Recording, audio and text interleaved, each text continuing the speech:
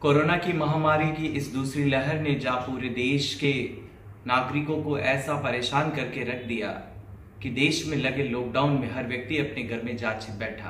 पर ऐसे दौर में जहां मजदूर कोरोना से डर रहे थे, उनको कोविड से भय लग रहा था, उनके भूख की पीड़ा उन्हें सता रही थी, उनके रोजगार की पीड़ा उन्हें सता रही थी, पर ऐसे समय में जब सुप्रीम कोर्ट ने एक ऐसा ऑर्डर पारित किया जिसकी वजह से हरियाणा के फरीदाबाद में रहने वाले खोरी गांव के लगभग 1 लाख लोगों को अपने घर से बेदखल होना पड़ेगा, और यह आदेश Sarina and other versus state of Haryana में दिया गया।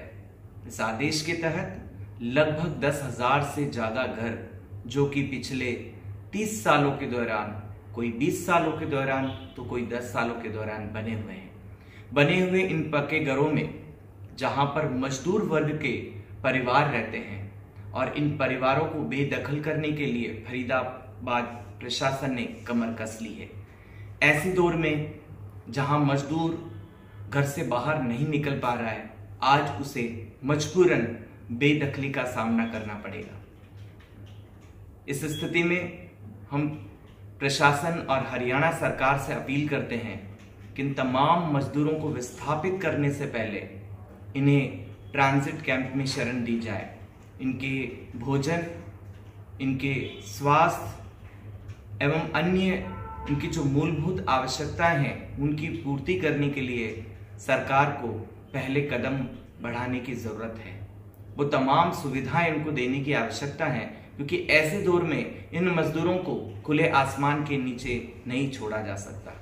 साथ में ही इस आदेश और इस ऑर्डर को पारित होने के लिए एक जो आधार बना, वह बना पर्यावरण। केरावली की पहाड़ियों में रहने वाले ये तमाम लोग जो हैं, वो पर्यावरण के लिए नुकसानदेह साबित हो रहे हैं।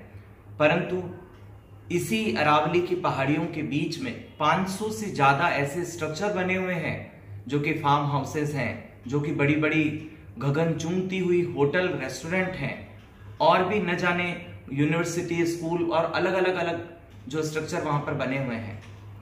और तो और वहां पर स्टोन क्रशर बने हुए हैं, और ये तमाम जो जितने स्ट्रक्चर हैं, क्या ये पर्यावरण के लिए नुकसानदेह नहीं है?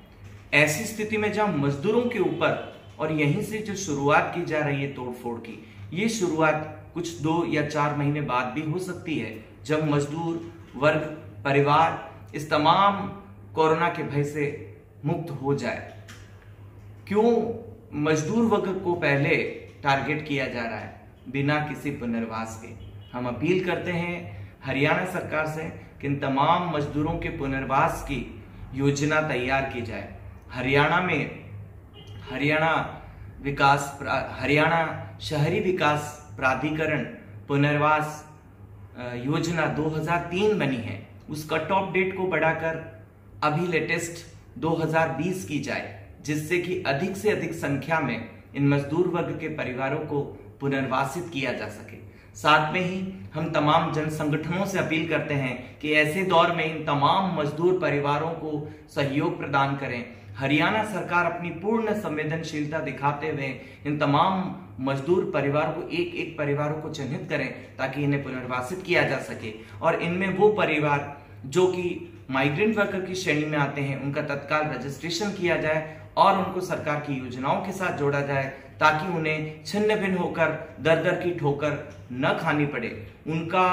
उनकी जो अपनी एक डिग्निटी है, उसको भी हमें ध्यान में रखते हुए, उनके मानवाधिकारों को ध्यान में रखते हुए, उनके प्रति हमें बेरुखीपन न दिखाकर उनके साथ संवेदनशीलता बरतने की जिम्मेदारी अभी प्रशासन की है। सुप्रीम कोर्ट ने अपनी जगह काम किया है, किंतु जरूरत है कि प्रशासन जो है अपनी पूर्ण संवेदनशीलता के साथ मजदूर वर्गों के साथ पेश आए, और उन्हें उनके साथ न किसी प्रकार की क्रूरता और गुस्सा दिखाए। जबकि उनके साथ अगर इस प्रकार का व्यवहार किया जाएगा, तो ये सुप्रीम कोर्ट के आदेश को अगर प्रशासन क्रियान्वित करता है, तो वो उसे बहुत ही आसानी और सरलता के साथ कर सकते हैं, जब उनके मानवाधिकारों को ध्यान में रखे हुए।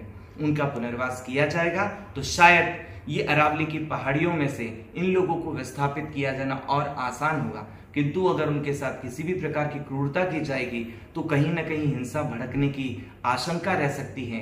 कहीं ना कहीं लोगों के साथ कुछ जानमाल का नुकसान हो सकता है। और ऐसे दौर में अगर किसी के साथ कुछ भी नुकसान हुआ और किसी को कोई दिक्कत हुई तो उसका एक बड़ा खामियाजा कोरोना की जो महामारी, वैश्विक महामारी है, वो न ले लें। कहीं ऐसा ना हो जाए कि हरियाणा सरकार इस प्रकार के जिस प्रकार से ये रोग फैला हुआ है इसको ये बेकाबू हो जाए और उसको नियंत्रित न कर पाए। क्या हरियाणा सरकार के पास इस प्रकार की स्वास्थ्य सुविधाएं संरचनात्मक रूप से इतनी मजबूती से तैयार है कि वो इन्हें खुले आसमान के नीचे लाने के लिए जो कदम बढ़ा रही है उसके पीछे वो किस प्रकार की योजनाओं को तैयार कर चुकी हैं, उसके बारे में सरकार को संगठनों की मदद लेने की आवश्यकता है।